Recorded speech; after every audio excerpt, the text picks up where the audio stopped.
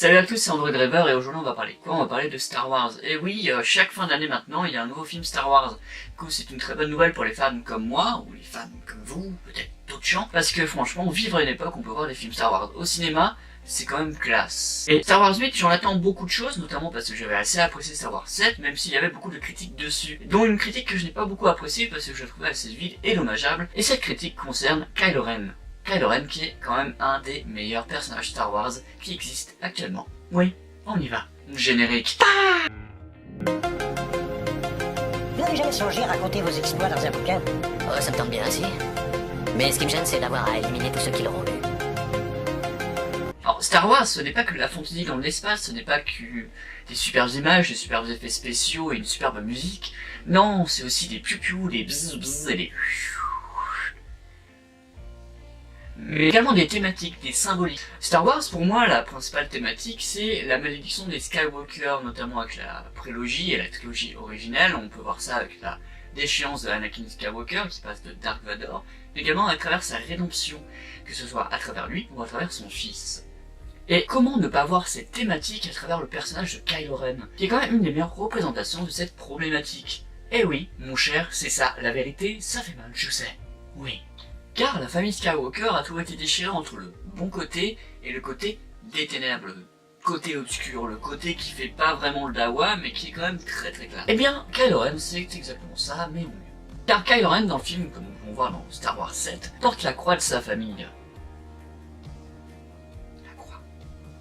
La croix. C'est un symbolisme en fait, tu vois, ça symbolise la croix, que Jésus a porté jusqu'à sa crucifixion, du coup le poids, justement, le joug d'une famille, voilà, c'était la minute branlée. Kylo Ren a une réelle obsession pour le fait de devenir Dark Vador et surtout d'être à la hauteur de son grand-père. On peut voir ça notamment avec son déguisement qui reprend les mêmes codes que son grand-père, avec ce casque dont il n'a aucune utilité mais donc il souhaite porter pour justement se distancer de son identité, pour prendre l'identité de son grand-père, mais plus que ça, plus que son accoutrement, c'est surtout dans sa morale qu'il cherche à atteindre les hauts faits de son grand-père.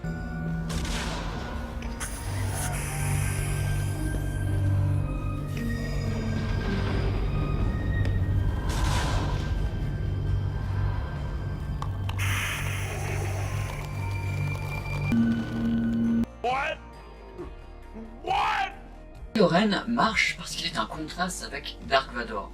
Kylo Ren est un excellent personnage parce qu'il n'est plus le monolithe que nous avions vu dans les précédentes trilogies, mais réellement un personnage complexe, pas si vilain que ça, avec surtout des problématiques qui y sont liées. Si on fait un parallélisme très rapide entre Dark Vador et Kylo Ren, on peut voir que Kylo Ren en est bien sûr la copie, mais il en est surtout le contraste, et du coup par ce contraste, le soulignement que cette nouvelle saga, cette nouvelle trilogie du 7, 8 et 9 sera une trilogie portée sur l'héritage. Dark Vador, après tout, était un monolithe froid de méchanceté, de terreur, de... Je tremble les gens avec deux doigts comme ça pour le penser. Et Kylo Ren, lui, est autre chose. Ce n'est pas un monolithe Sith, c'est pas justement un méchant basique, manichéen. C'est un être qui, même s'il souhaite devenir un grand seigneur Sith, est encore perdu entre deux choses.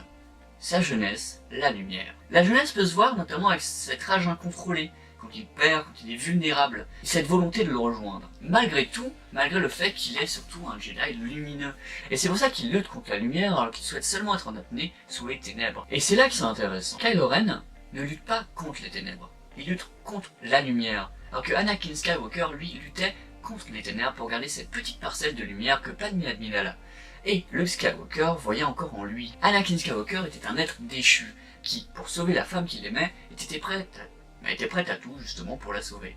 Sauf que là, Kylo Ren est prêt à tout pour rejoindre le côté obscur, pour rejoindre l'image qu'il a de son grand-père. Et c'est là que c'est quand même pas mal cool, parce qu'on a un méchant qui souhaite être méchant alors qu'il est gentil. Et là c'est quand même bizarre quand même, on est sur une thématique de c'est un peu bizarre. Alors, une autre scène marquante qui définit très bien la personnalité de Kylo Ren est cette course effrénée pour rejoindre la fatalité justement des Skywalker, alors que d'habitude les Skywalker cherchent à l'éviter. Et justement Kylo Ren lui cherche à plonger tête la première dans ce fardeau. Et cette scène, notamment cette scène que l'on peut voir lorsqu'il tue Han Solo. Spoilers, je sais, mais le film date d'1 an, voire 2 ans, voire beaucoup, alors fais pas chier.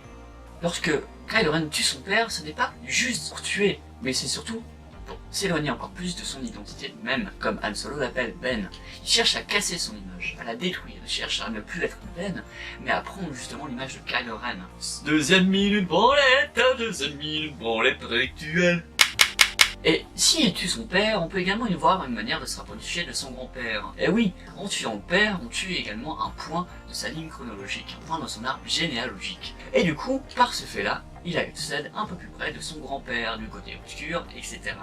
C'était la deuxième minute de branlette intellectuelle.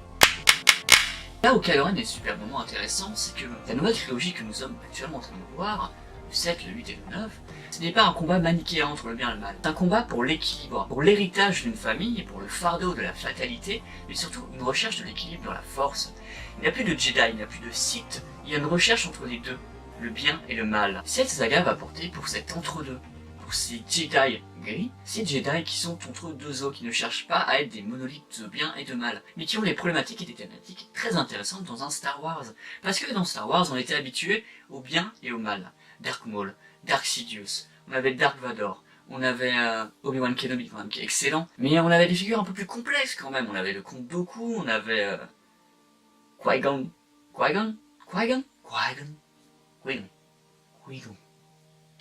qui justement était un Jedi entre deux eaux, qui, même en suivant l'ordre Jedi, avait ses préceptes à lui. Et c'est intéressant de se retrouver non pas dans un combat manichéen, mais dans un combat un peu plus grisé, avec des nuances qui sont plus intéressantes. Et c'est pour ça que je refuse toutes les critiques faites à Kylo Ren. Non, ce n'est pas un gamin criard, ce n'est pas un émo, ce n'est pas un personnage risible. Merde. Et je pense que dans les thématiques de la balance de la force, de l'équilibre de la force, entre le bien et le mal, je pense que Kylo Ren est une pierre angulaire du prochain Star Wars, tout simplement. Donc soyons contents d'avoir des méchants pas si méchants, qui sont un peu complexes, parce que franchement c'est très bon pour la réflexion. Donc voilà, j'espère que vous avez aimé cette vidéo. N'hésitez pas à vous abonner, genre ici, ici, ici, ici. En vrai, je vais le mettre là parce que... Allons-y, chef. Oui. La la la la la la la la la la la.